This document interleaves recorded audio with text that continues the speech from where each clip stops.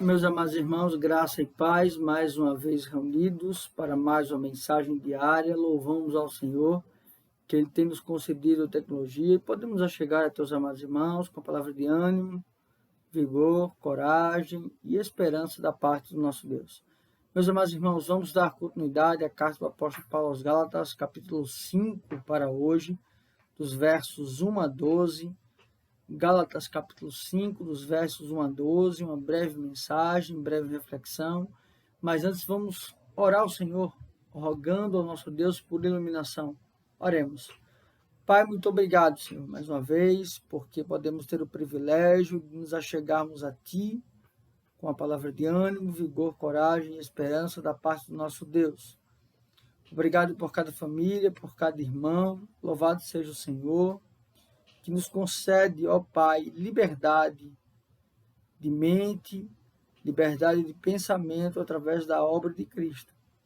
É assim que nós oramos, em nome de Jesus. Amém. Meus amados irmãos, o apóstolo Paulo continua, agora no capítulo 5, argumentando contra o retorno, sobretudo, à circuncisão. Ele vai argumentar, na realidade, agora, que a lei, no caso a cerimonial, ela não só nega a Cristo, como nos faz agora retornar aquilo que era apenas sombra. Ele vai dizer assim no verso 1: para a liberdade foi que Cristo nos libertou. Permanecei, pois, firmes e não vos submeteis de novo a jugo da escravidão. A liberdade que ele fala aqui não é libertinagem. A liberdade que ele fala aqui não é não observância da lei. Mas a liberdade aqui tem a ver com consciência, com transformação de mente. Logo, então, que o texto quer nos colocar, quer nos ponderar, é que, na realidade, nós não podemos voltar para essas práticas, porque senão retornaremos a ser escravos. Ou seja, porque é através da obra de Cristo, através do ser de Cristo, que é suficiente, que temos a consciência que nada mais é necessário para ser feito como expiação, ou então os ritos judaicos apontando para Cristo, sendo que ele mesmo veio. Então, Paulo alerta contra isso. No verso número 2, ele vai dizer: eu, Paulo, vos digo que se vos deixardes circuncidar, Cristo de nada vos aproveitará.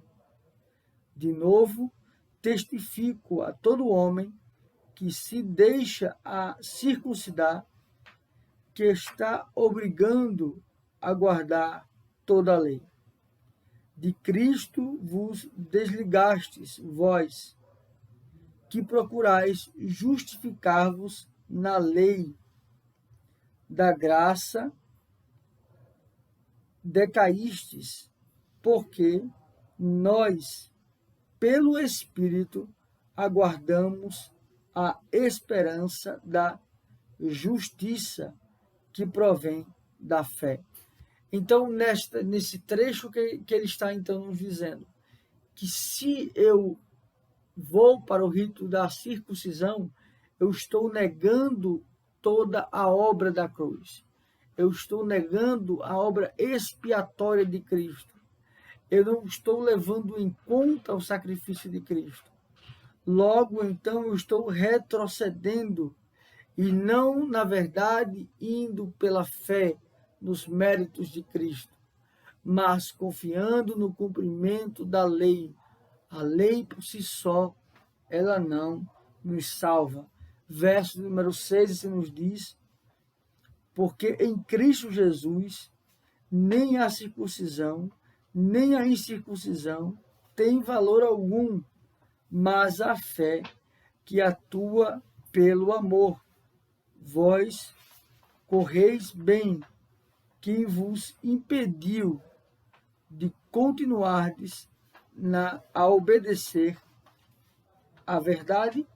Ou seja, o que ele está dizendo é que não há circunciso ou incircunciso, mas agora o ato de fé em crer na obra do próprio Senhor Jesus Cristo. Verso 7 ao verso 10. Esta é a persuasão, não vem daquele que vos chama. Um pouco de fermento leveda toda a massa. Confio de vós no Senhor, que não alimentareis nenhum outro sentimento, mas aquele que vos perturba, seja ele quem for, sofrerá a condenação. Ele então está aqui fazendo uma denúncia sobre aqueles que, na verdade, estão enredando esses irmãos para falsos ensinos, falsas práticas, ensinando um falso evangelho. Perceba que aqui ele fala do fermento, ou seja, aqueles que muitas vezes fazem inchar a igreja numericamente, por exemplo, mas que na verdade não há verdade alguma naquilo que eles pregam, aquilo que eles pregam ou fazem. Percebem isso? E no verso 11 ele vai dizer: eu, porém, irmãos, se ainda prego a circuncisão, por que continuo sendo perseguido?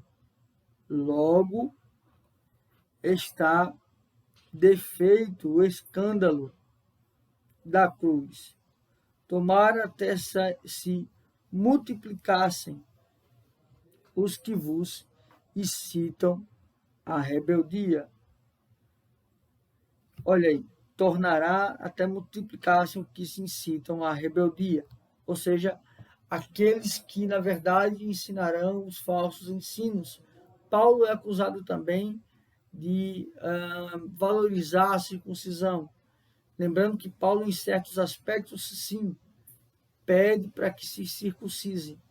Mas não é o ato de fé, não é o ato que ele coloca como fé, mas sim, meus irmãos, o ato de muitas vezes se fazer para uns, para ganhar alguns.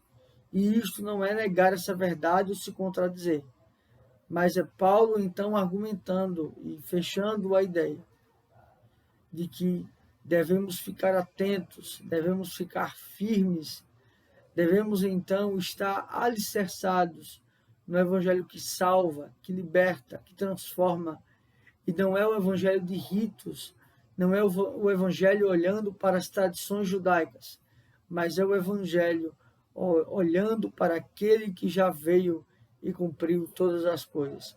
É nele que descansamos, é por ele que vivemos, e é para a glória dele que estamos confiantes na sua vinda gloriosa, onde ele buscará a sua igreja. Vamos orar encerrando esse momento.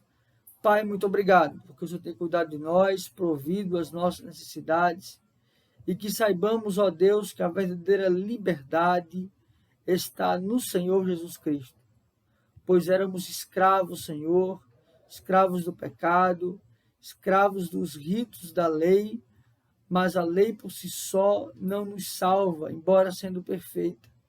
É necessário um mediador. Obrigado, Senhor, é assim que nós oramos, em nome de Cristo. Amém.